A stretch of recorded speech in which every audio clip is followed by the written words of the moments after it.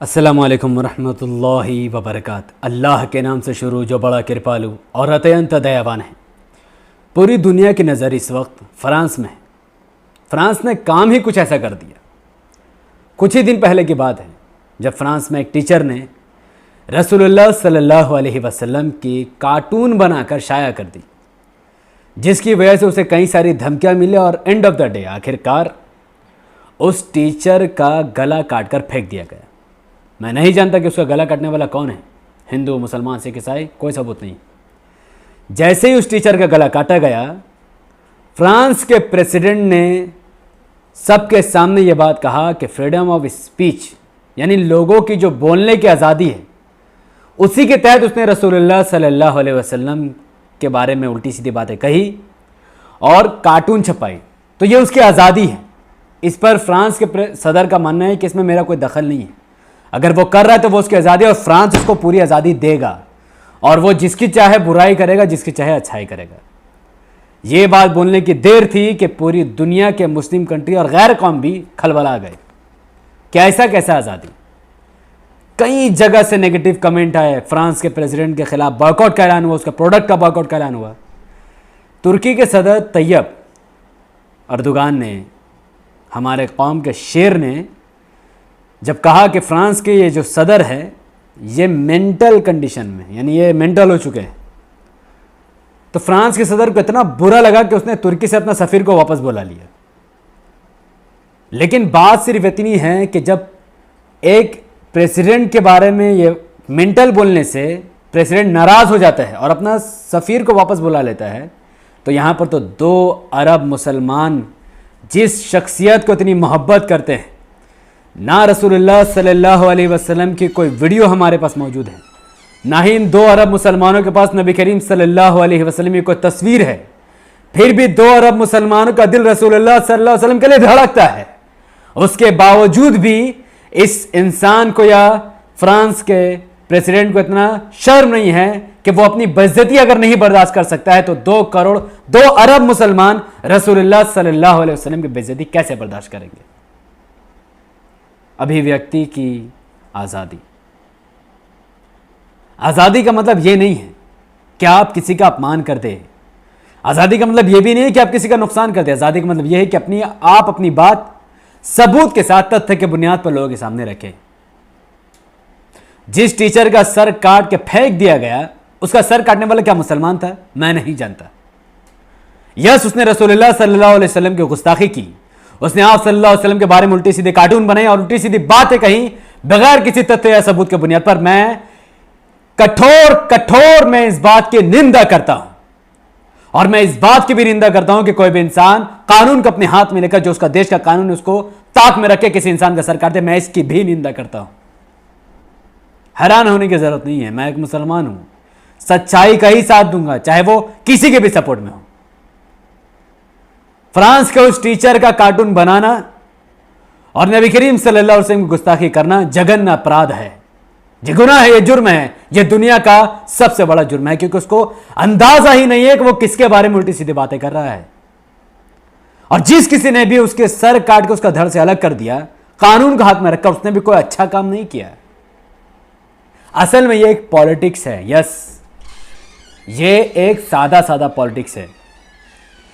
France में जो voter है मेजॉरिटी में, वो इस्लाम के तहत, इस्लाम के प्रति काफ़ी नफरत का इजहार करते हैं। जैसे भारत में मेजॉरिटी भगवदरी हिंदुत्व की है। मोदी को अगर उसका वोट चाहिए तो उसके एमएलए या एमपी को इस्लाम के खिलाफ या मुसलमान के खिलाफ बोलना ही पड़ता है। उसी तरीके से फ्रांस में भी यही कंडीशन है। कई सारे लोग तेजी से अपना इस्लाम अपना रहे हैं, उनकी आबादी बढ़ रही है धीरे धीरे, क्योंकि वो लोग अपने धर्म को लात मारकर इस्लाम को अपना रहे हैं, भेदभाव वाले धर्म को लात मारकर इस्लाम को गले से लगा रहे हैं। और कई सारे लोग मेजॉरिटी में ऐसे हैं जो इस चीज़ से घबरा रहे हैं कि मुस्लिम बहुसंख्यक ना हो जाए, मुस्लिम आबादी ज़्यादा बढ़ ना जाए। और उस आबादी का वोट फ्रांस के प्रेसिडेंट को चाहिए, इसीलिए वो इस चीज़ को बढ़ावा देता है। हो सकता है कि उसको आने वाले इलेक्शन में उसको बहुत बड़ी जीत चाहिए हो। उसी ने कहा हो कि तुम उल्टी सीधी बातें नबी के बारे में बोलो, और उसी के आदमी ने ही उसका गला घोट कर मार दिया हो। जैसे कमलेश तिवारी को मारने वाला भी हिंदू ही था, मुसलमान ने तो नहीं मारा। तो कौन किसका गला काट रहा है, कौन बम ब्लास्ट कर रहा है, कौन गोली चल रही है, किसी को नहीं पता है। जब भी ऐसा हादसा हो जाता है तो बोलते हैं कि ISIS ने जिम्मेदारी ले ली, जो है दाइश ने जिम्मेदारी ले ली, आतंकवादियों ने जिम्मेदारी ले ली, मुसलमान के एक संगठन ने जिम्मेदारी ले ली। कैसे जिम्मेदारी ली भैया? तुमको पता कैसे चला? क्या तुम उसके साथ खाते बैठते? उसके साथ क्या तुम्हारा लिंकअप है कि उसने कान में आके बता दिया कि मैंने मारा उसको? तो पूरी दुनिया में इस्लाम का नाम लेकर वोट बटोरा जाता है और इस्लाम का नाम लेकर ही ये तमाम पॉलिटिकल खेल खेला जाता है।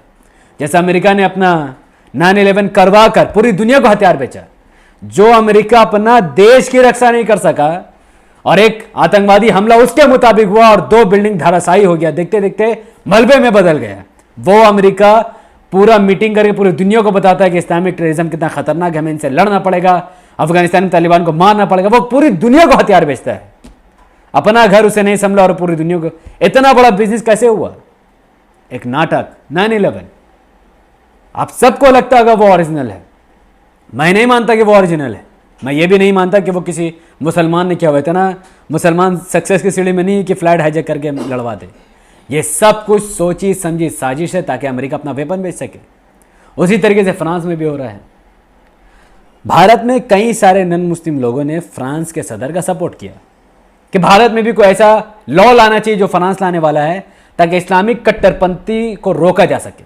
हालांकि इस्लामिक कट्टरपंथी जैसी कोई चीज़ ही नहीं है। क्या कट्टरपंथी है? क्या बलात्कारियों को सजा सधड़ से काट के अलग कर दो, ये कट्टरपंथी है?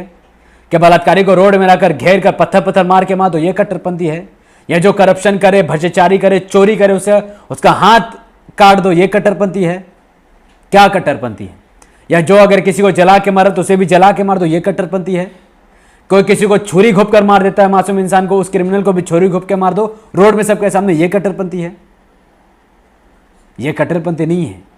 ये क्रिमिनल्स को कट्टरपंथी लग सकता है, ये भगवदरी हिंदुत्व जैसे मुजरिमों को कट्टरपंथी लग सकता है, दंगा करने वाले और बलात्कारियों को कट्टरपंथी लग सकता है। आम आवाम या मासूम इंसानों को कट्टरपंथी नहीं लग सकता है।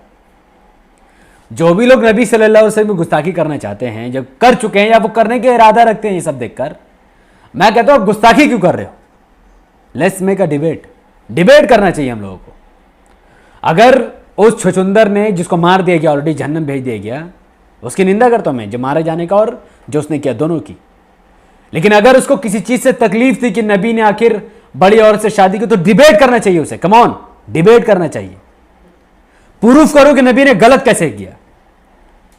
हाँ, मेरे नबी, हमारे नबी, दुनिया के नबी सल्लल्लाहु अलैहि वसल्लम ने 11 शादी की, जिसमें से 10 की 10 बेवा थी, 10 के 10 तलाकशुदा थी, डिवोर्सी थी, 10 के 10 यतीम थी, परेशान हाल थी।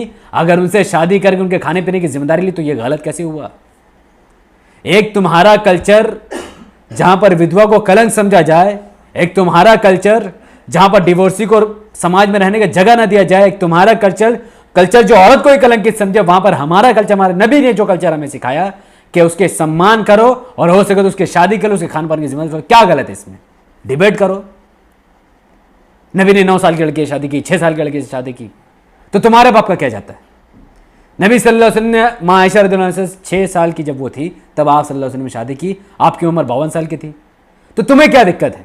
नबी सल्लल्लाहु अलैहि वसल्लम 52 साल में भी जवान थे। जब नबी सल्लल्लाहु अलैहि वसल्लम का 63 साल में इंतकाल हुआ, उनके सर या बाड़ी में 20 बाल भी सफेद नहीं थे। वो क्या आप लोग जैसे तैयार कह रहे हैं? कह रहे वो रसूलुल्लाह सल्लल्लाहु अलैहि वसल्लम, अल्लाह के नबी, strongest man of the earth थे। वो तुम्हारे जैसे बूढ़े नहीं हो गए 50 साल में, जवान थे, तुमसे ज्यादा यंग थे, उनकी कमर नहीं झुकी थी, ना उनको बुढ़ापा आया था। 20 बाल भी सफेद ना हो जिसके दाढ़ी के, वो शादी कर, तुम्हें दिक्कत? 6 साल की लड़की से शादी, 9 साल की लड़की से शादी। लड़की को दिक्कत नहीं, लड़की के माँ बाप को दिक्कत है, तुम्हें क्या दिक्कत है? एक इंसान किससे शादी करता है, किससे नहीं, ये उसका पर्सनल इशू है। अगर लड़की शादी करने में खुश है, लड़का शादी करने में खुश है, लड़की के माँ बाप खुश है, तो समाज कौन होती है बोलने वाली? तो इस्लाम हमें यह परवाह नहीं सिखाता कि हम समाज की परवाह करें। हो समाज क्या सिखाता है? समाज से हमें कुछ नहीं सीखना। समाज को हमारी, मुसलमान तुम्हारे समाज को अपने पैरों की जूती समझते हैं, जो समाज बलात्कारियों और भ्रष्टाचारियों का समर्थन करती है। तो डिबेट करो ना कि नबी ने 11 शादी की, डिबेट करो। क्योंकि मैं बताऊंगा, क्योंकि बड़े बड़े आलिम दीन बताएंगे तुम्हें, क्योंकि जाकिर नायक तुम्हें बताएगा तमाचा मार करके, क्योंकि नबी ने छोटी लड़की की शादी की, हम बताएंगे क्योंकि। डिबेट करो। तुम पुतला क्यों बना रहे हो? तुम कार्टून क्यों बना रहे हो? आज़ादी के नाम पर आप किसी का भी नुकसान नहीं कर सकते, आपको यह अधिकार नहीं है। जिसका कनेक्शन आपसे है। अभिव्यक्ति की आजादी, फ्रीडम ऑफ स्पीच, क्या है ये सब जानते हैं? जब कोई इंसान चोरी कर रहा, आपका उसने चोरी किया, जैसा कि देश का prime minister, chief minister, MLA, MP, councillor, जो देश की चोरी करते हैं, भ्रष्टाचार और घोटाले करते हैं, तो ये अपने बाप का पैसा नहीं चुरा रहे, ये पब्लिक का पैसा चुरा रहे, पब्लिक के टैक्स का पैसा चुरा रहे, गरीब जनता और अमीर जनता का पैसा चुरा रहे हैं। तो उस गरीब और अमीर जनता को इख्तियार है, चूंकि उनका पैसा चोरी हुआ तो वो आजादी के साथ बिना किसी से डरे PM, CM, MLA, MP, councillor के खिलाफ बोलेंगे। ये फ्रीडम ऑफ स्पीच है। बोलो आप अपने पीएम और सीएम के खिलाफ। लेकिन ये फ्रीडम ऑफ स्पीच है क्या कि हम किसी भगवान को उल्टा सीधा बोल दें? अब हकीकत बोलो, रियलिटी। अगर मैं बोलूं कि हिंदू देवी देवताओं को अगर मैं हीर खान जैसा गाली दे दूं, तो मैंने फ्रीडम ऑफ स्पीच का यूज़ नहीं किया, बल्कि मैंने गलत काम किया। हालांकि हीर खान को उकसाया गया था, अंकुर आर्या ने उकसाया था उसको, अंकुर आर्या का ही हाथ है उसका पीछे, लेकिन उसने गाली दी तो उसने फ्रीडम ऑफ स्पीच तो नहीं किया। लेकिन अगर मैं कहूं कि जिस मूर्ति की पूजा हो रही वो बेजान है, तो ये राइट है मेरा, क्योंकि सच में वो मूर्ति बेजान है। मैंने झूठ तो नहीं बोला, मैंने मूर्ति को गाली तो नहीं दी, जो है मैंने वो कहा। तो हमारे नबी के बारे में तुम क्या कहोगे? अगर तुम कहोगे कि वो रंगीला रसूल था नाउजुबिल्लाह, तो रंगीला किसे कहते हैं? जो अय्याशी करता है, जो शादी अय्याशी करने के लिए करता है। नबी करीम सल्लल्लाहु अलैहि वसल्लम ने अय्याशी करने के लिए शादी नहीं की।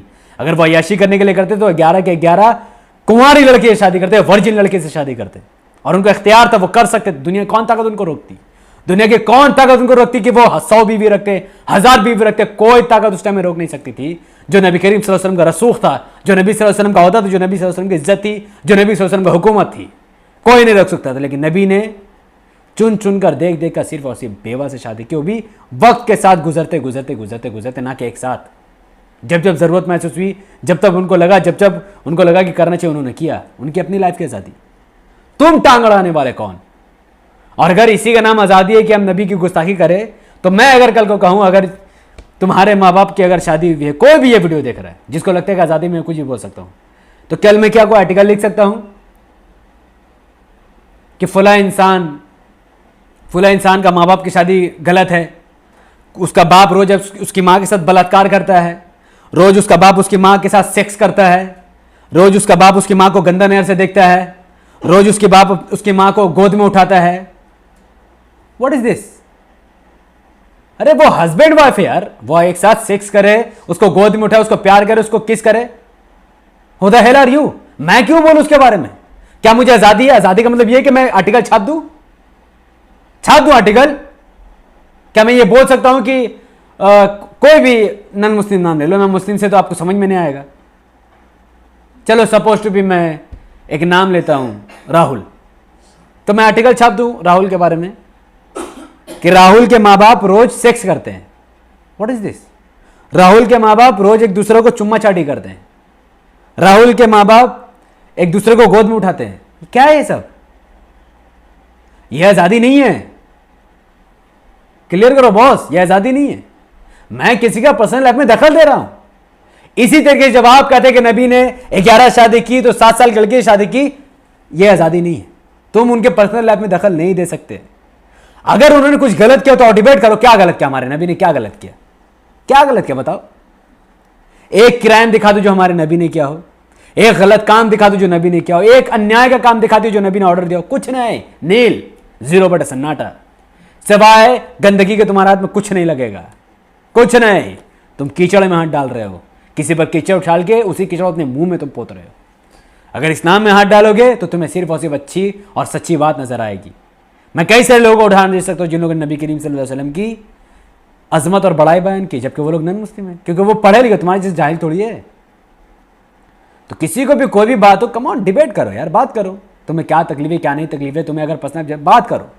कार्टून मत बनो, कार्टून नहीं बना सकते तुम। कोई मुस्लिम का किसी विष्णु का, राम का, सीता का कार्टून नहीं बना सकता भाई, वो गलत है। ये कुरान हमें इस बात से मना करता है। हम ये कह सकते हैं कि जिसको तुम पूजा करे वो भगवान नहीं है, वो खुदा नहीं है, वो तुमने उसे खुदा बनाया हुआ है। वो तो उसने, वो मूर्ति तो बोल नहीं रहा कि मैं खुदा हूं, वो तो बेजानों के बेचारे चुपचाप ऐसे है, वो तो कुछ नहीं बोल रहा। उस मूर्ति के ऊपर मक्खी बैठ रही है, क्या क्या बैठ रहा है, उसके सामने तुम खाना रख रहे हो जबकि मूर्ति खा ही नहीं सकता है, वहां भूखा बाहर मर रहा तो तुम उसको खाना नहीं दे रहे हो। हम इसे पाखंड कह सकते हैं क्योंकि रियलिटी है। लेकिन क्या विष्णु आपके भगवान जी का नाम लेकर मैं कह सकता हूँ विष्णु फला फला गलत इंसान थे, नाउजुबिल्लाह? नहीं बोल सकता, गलत बात है ना, नहीं बोल सकता हूँ। ये फ्रीडम ऑफ स्पीच है, इस्लाम हमें नहीं सिखाता ये। तो ये सब मोल के बाद सिर्फ इतना है कि सब पॉलिटिक्स है। अपने लोगों को खड़ा करो, इस्लाम के खिलाफ उल्टी सीधी बात बोलकर उसको समर्थन देकर वोट ले लो, फिर उसको काट के फेंकवा के मुस्लिमों को बदनाम करके दंगा करवाओ, मार करवाओ। इससे ज़्यादा कुछ नहीं है। कोई सबूत नहीं उसको मुसलमान ने मारा। और अगर ISIS, दाइश, तालिबान या किसी ने भी उसको मारा हो, किसी ने भी अगर उसको मारा है, तो अगर इनके अंदर इतने ही ताकत है कि फ्रांस घुस के किसी को मार देते हैं, तो इसराइल को क्यों नहीं मारते भाई? 70 साल से परेशान करा फ़लस्तीन को, क्यों? क्योंकि ऐसा कोई रियलिटी में कोई मुस्लिम संगठन है ही नहीं आतंकवादी के। ये सब पॉलिटिकल संगठन है। कोई अमेरिका का बनाया हुआ, कोई भगवत हिंदुत्व का ग्रुप का बनाया हुआ, कोई क्रिश्चियन ग्रुप का बनाया हुआ, कोई जुडाइज़म ग्रुप का बनाया हुआ। मुस्लिम का कोई संगठन नहीं। You have to be clear. तो अगर आपको कुछ समझना है, कुरान हदीस पढ़ो, पढ़ोगे रियलिटी पता चलेगा। उल्टी सीधी बात बक के हिंदुओं को बेवकूफ़ बना के, मुस्लिमों को बेवकूफ़ बना के, क्रिश्चियन, कोई फ़ायदा नहीं है। और इस्लाम अगर फ्रांस में बढ़ रहा है तो बढ़ रहा है, मैं क्या कर सकता हूँ। और एक बात आपको याद है, जब न्यूजीलैंड में एक मस्जिद में अटैक हुआ था, 50-60 मुसलमान को एक बार में गोली से भून दिया गया। जिस इंसान ने अटैक किया, जिसको फांसी, जिसको मार दिया गया, मुसलमान ने, वहाँ के लॉ ने मारा उसको पूरी तरीके से संविधान के साथ। उस बंदा को इंस्पायर करने वाला भी कोई फ्रांस का ही, वो फ्रांस से ही इंस्पायर हुआ था। गलत एजुकेशन लेकर आके मुसलमानों से वो लड़ने लगा। वो बेचारे मुसलमान अल्लाह के सामने इबादत कर रहे हैं और उसको आकर के मार दिया उसने। अरे बलात्कारी को मारो ना भाई, जो बलात्कार करो उसको मारो ना, जो बलात्कार करो उसको मारो। अगर तुम्हें मारने का शौक है उसको मारो, जो लड़की को मुंह में तेजाब फेंकता है, एसिड फेंकता है, जिससे लड़की की जिंदगी बर्बाद हो जाती है, नर्क से भी बदतर हो जाती है, तुम उस लड़के को गोली मारो। कमॉन, है हिम्मत? कोई बलात्कारी को तुम गोली मारो जो पावर में और बलात्कार कर रहा है, जो भ्रष्टाचार करके गरीब को मार रहा है, उसको मारो ना यार। मुसलमानों क्यों मार रहे हो? बेचारा अपने 24 घंटा मेहनती कमाई से खा रहा है, किसी का चोरी या किसी के साथ गलत काम नहीं कर, तुम उसको मार रहे हो। अजीब बेवकूफ़ दुनिया हो चुकी है। चलो कोई नहीं, दुनिया का काम ये करना। इस्लाम बढ़ता था, बढ़ता है, बढ़ता रहेगा। कोई इस्लाम को नहीं रोक सकता, क्योंकि इस्लाम ही सच्चाई है और सच्चाई ही इस्लाम है। शुक्रिया। अस्सलाम वालेकुम रहमतुल्लाहि व बरकातहू। अल्लाह के सलाम, रहमत बरकत तमाम भाई और बहनों पर हमें। अल्लाह भी पीस अपॉन अस।